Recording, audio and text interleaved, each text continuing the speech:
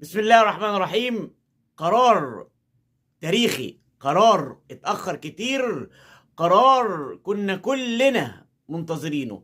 كل الناس السوية، كل الناس اللي بتحب البلد دي من قلبها، مش الناس اللي كل همها الترند وكل همها انها تشتم وتهاجم وتفتن. ايه رأي رضا عبد العال؟ ايه رأي اسلام صادق؟ ايه رأي مجدي عبد الغني؟ ايه رأي كل الناس اللي كانت الفترة اللي فاتت بتعمل فتن بين جماهير الاهلي والزمالك؟ مجلس إدارة النادي الاهلي بقيادة بيبو كابتن محمود الخطيب بيلبي ياسين لبيب رئيس نادي الزمالك، وبكرة زيارة تاريخية للنادي الاهلي وعهد جديد للنادي الاهلي مع نادي الزمالك، القطبين الكبيرين الاهلي والزمالك.